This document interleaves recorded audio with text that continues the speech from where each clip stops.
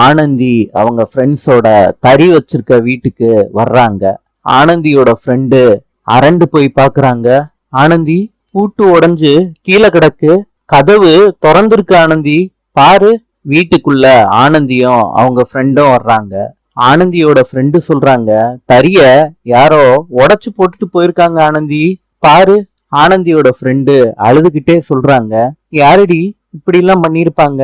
அதுக்கு ஆனந்தி சொல்றாங்க, இதெல்லாம் வீரபத்ரனோட வேலையாதான் இருக்கும். அவனை சும்மாவே விடக்கூடாது, போலீஸ் ஸ்டேஷன்ல கம்ப்ளைண்ட் பண்ணணும். வாடி, போலீஸ் ஸ்டேஷனுக்கு போய் கம்ப்ளைண்ட் கொடுக்கலாம்.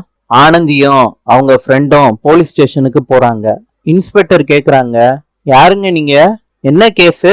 ஆனந்தி சொல்றாங்க, எனக்கு கல்யாணம் ஆகி நான் என் புருஷனை விட்டு பிரிஞ்சிருக்கேன், டைவர்ஸுக்கும் அப்ளை பண்ணியிருக்கேன். அவன் அந்த கோவத்தை காட்டுறதுக்காண்டி என்னோட தறிய அடிச்சு உடைச்சிருக்கான் மேடம்.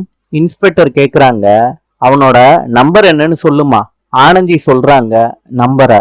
இன்ஸ்பெக்டர் கால் பண்றாங்க வீரபத்ரனுக்கு. ஹலோன்னு வீரபத்ரன் சொல்றாரு. அதுக்கு இன்ஸ்பெக்டர் சொல்றாங்க, நான் மகளிர் போலீஸ் ஸ்டேஷன்ல இருந்து கால் பண்ணிருக்கேன், அரை மணி நேரத்துல நீங்க ஸ்டேஷனுக்கு வந்தாகணும் அப்படின்னு சொல்லிட்டு போனை கட் பண்றாங்க இன்ஸ்பெக்டர். வீரபத்ரன் அதிர்ச்சி அடைகிறாரு. நாளை சந்திப்போம்.